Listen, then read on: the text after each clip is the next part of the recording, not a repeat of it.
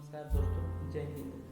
Preparation of judicial channel पे आपका स्वागत है। इस वीडियो में मैं आपको जमानती अपराध और अजमानती अपराध के क्या है तथा इस दोनों के मध्य अंतर तथा इसके आवश्यक तत्व क्या क्या है मैं पूरी तरह से स्पष्ट करने वाला हूँ इस वीडियो। तो चलिए बिना देरी किए हुए शुरू करते हैं। आखिर जमानती अपराध और अजमानती अपराध क्या है। ओके, जमानती अपराध और अजमानती अपराध की परिभाषा देख लिया जाए अकॉर्डिंग टू BR एक्ट, तो आप इसको परिभाषा मिल जाएगा CRPC के परिभाषा खंड अर्थात डिफिनेशन क्लॉज में। तो CRPC के डिफिनेशन क्लॉज स्टार्ट होता है आपको सेक्शन 2 से। तो सेक्शन 2 की अर्थात स्टार्टिंग में ही आपको बताया गया है जमानती और अजमानती अपराध की परिभाषा। तो मैं आपको बतला दूँ, अकॉर्डिंग टू BR एक्ट अर्थात CRPC की धारा 2A में जमानती और अजमानती अपराध की परिभाषा क्या दिया गया है। तो इसमें यह परिभाषा दिया गया है कि जमानती अपराध से ऐसा अपराध अभिप्रेत है जो प्रथम अनुसूची में जमानती के रूप में दिखाया गया है या तत्समय प्रयुक्त किसी अन्य विधि द्वारा जमानती बनाया गया है, और अजमानती अपराध से कोई अन्य अपराध अभिप्रेत है। इस डिफिनेशन क्लॉज को पढ़ने से पूरी तरह से स्पष्ट नहीं होता है, अर्थात इससे इतना तो स्पष्ट हो ही जाता है कि यह जो डिफिनेशन है वो पूरी तरह से क्लियरली नहीं है, अर्थात अस्पष्ट है।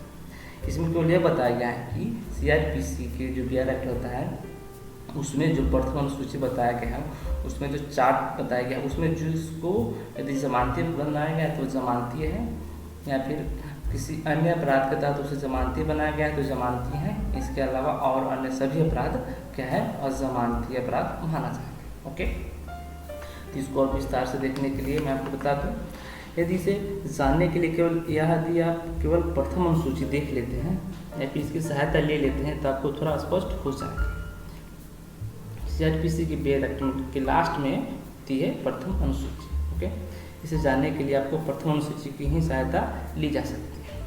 इस अनुसूची में आपको भारतीय दंड संहिता के अधीन अपराधों का विशेष और अन्य विधियों के विरुद्ध किए गए अपराधों का सामान्य वर्गीकरण किया गया है, और हर अपराध के संदर्भ में उल्लिखित किया गया है कि क्या वे जमानती अथवा अजमानती अपराध है। इस अनुसूची के प्रासंगिक उपबंधों का विश्लेषण करने से यह ज्ञात होगा कि अपराधों के वर्गीकरण का आधार विभिन्न माना गया है। भले ही यदि आप कह सकते हैं यदि 3 वर्ष या फिर 3 वर्ष से अधिक का जो कारावास है उसे आप अजमानती अपराध माने, या फिर 3 वर्ष से कम के अपराध को आप जमानती अपराध माने, परंतु यह पूरी तरह से स्पष्ट नहीं है।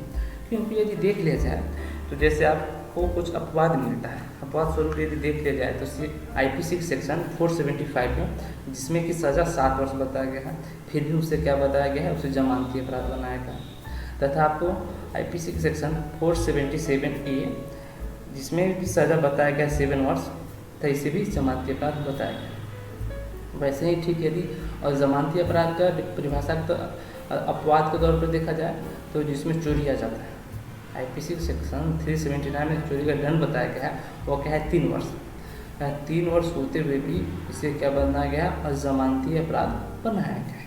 ओके, तो कभी इतना कह देने मात्र से जिसकी सज़ा 3 वर्ष या 3 वर्ष अधिक की होगी तो वह अजमानती होगा, या फिर जिसे सज़ा 3 वर्ष या 3 वर्ष से कम की होगी वह जमानती होगा, या कुछ अपवादों को स्वरूप रहते हुए यह स्पष्ट सही माना जा सकता है। ओके, तो एक और बात मैं बता दूँ, किसी अपराध को यदि जमानती या फिर अजमानती अपराध के रूप में वर्गीकरण करते हैं या फिर उसको अलग अलग करते हैं तो इससे यह केवल स्पष्ट नहीं हो जाता है कि केवल जमानती अपराध जो है उसमें जमानत रहना उसकी राइट होता है, या फिर हर परिस्थिति में से जमानत मिल ही जाएगा, या फिर अजमानती अपराध जो है उसमें जमानत नहीं मिलेगा।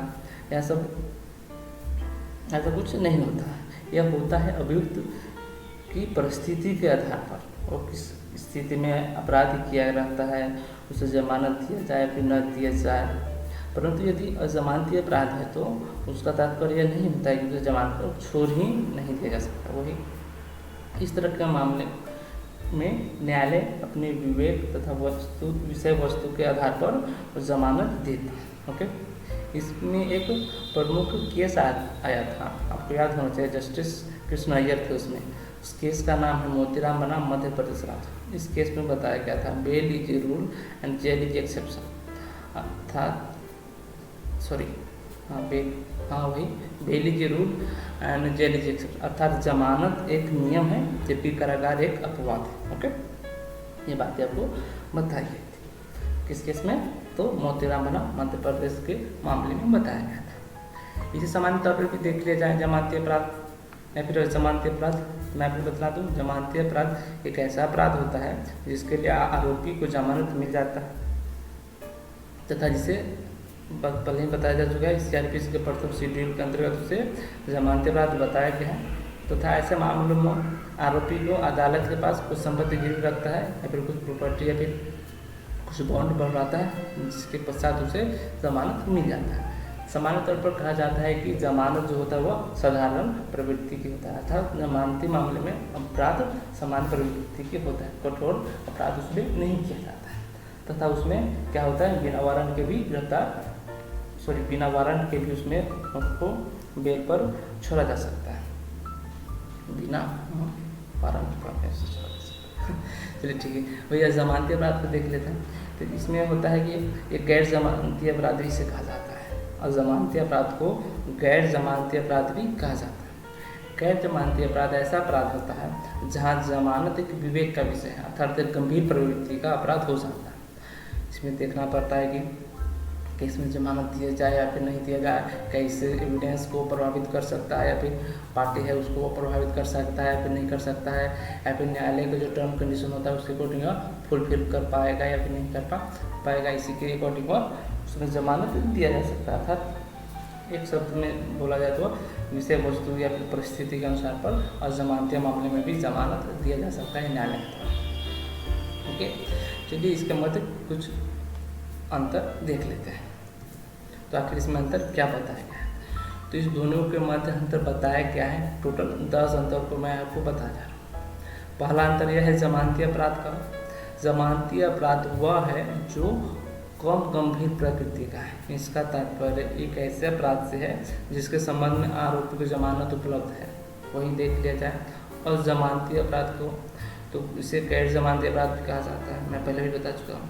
तो अजमानती अपराध में कहा जाता है गैर जमानती अपराध वो अपराध है जो गंभीर प्रकृति का होता है, जिसके संबंध में सामान्य तौर पर आरोपी को जमानत नहीं मिलती, सामान्य तौर पर बात कर रहे हैं। ओके, जबकि दूसरा अंतर देख लेते हैं। सामान्य तौर पर जमानती मामले में सजा 3 साल से कम की होती है, जबकि अजमानती मामले में सजा 3 साल से ज़्यादा की होती है। ओके, जबकि जमानती मामले में जमानत लेना क्या होता है, अधिकार की बात होती है, वही अजमानती मामलों में जमानत लेना न्यायालय के विवेक पर होता है, अर्थात डिस्क्रिप्शन ऑफ द कोर्ट पर डिपेंड करता है। ओके, वही देख लिया जाए।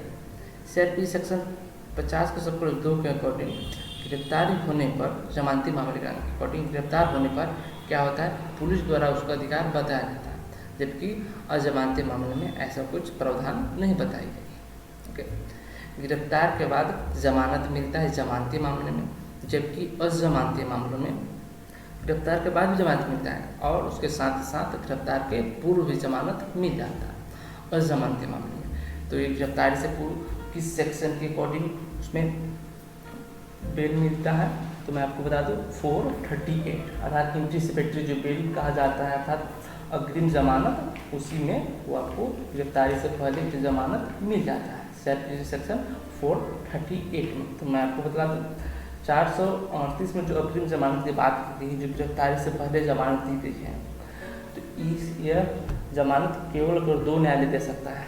कौन कौन न्यायालय, सेशन न्यायालय और उच्च न्यायालय, केवल इसी दोनों न्यायालय को राइट प्राप्त है CRPC सेक्शन 438 के अकॉर्डिंग वह गिरफ्तारी से पूर्व और जमानती मामले में जमानत दे दे। ओके, चलिए और देख लेते हैं। छठा, पुलिस थाने के भार साधक अधिकारी पुलिस थाने के भार साधक अधिकारी भी जमानत दे सकता है और न्यायालय भी जमानत दे सकता है जमानती मामले में, जबकि अजमानती मामले में मजिस्ट्रेट जमानत दे सकता है, न्यायालय भी जमानत दे सकता है तथा साथ साथ पुलिस थाने के भार साधक अधिकारी द्वारा भी जमानत दिया जा सकता है। ओके, तो चलिए और 7वां अंतर देख लेते हैं। बिना जमानतदार की भी जमानत मिल जाता है। जमानती मामले में जरूरी नहीं है कोई जमानतदार चाहिए, कोई बॉन्ड भरना होगा, यह आवश्यक नहीं है, बिना जमानतदार की भी जमानत मिल जाती है जमानती मामले में। वहीं अजमानती मामलों में बिना जमानतदार की जमानत नहीं दिया जाता, सामान्य तौर पर नहीं दिया जाता। ओके, चलिए 8वां अंतर देख लेते हैं। 8वां अंतर यह है कि 7 दिन तक गिरफ्तार रहने पर जमानती मामलों में यदि 7 दिन तक गिरफ्तार किया गया है और यदि वह व्यक्ति जमानत नहीं लेता है तो उसे निर्दोष घोषित किया जाएगा। केवल जमानत के लिए, अन्य किसी को संबंधित नहीं, केवल जमानत के लिए उसे निर्दोष घोषित किया जाएगा, परंतु अजमानती मामले में ऐसा कोई प्रावधान नहीं किया गया है। ओके, वही मैं आपको बता दूँ। नेक्स्ट डिफरेंस क्या है? नेक्स्ट डिफरेंस दोनों में है आपको जमानती मामलों के प्रावधान आपको बताया गया है सीआरपीसी सेक्शन 436 में। 436 में जमानती मामलों को बताया गया है, जबकि अजमानती मामलों को बताया गया है 437 में भी बताया गया है, 438 में भी बताया गया है तथा 439 में भी बताया गया है। ओके, 438 में क्या है? अजमानती मामलों में किन स्थिति में जमानत ली जा सकती है? 437 तथा 438 में आपको बता चुका हूँ। अग्रिम जमानत की बात करती है अर्थात गिरफ्तारी होने से पहले जमानत की बात करती है, वो भी केवल अजमानती मामले में। जमानती मामले में आप सोचिएगा कि 438 हम जमानत ले तो नहीं, ये पॉसिबल नहीं है।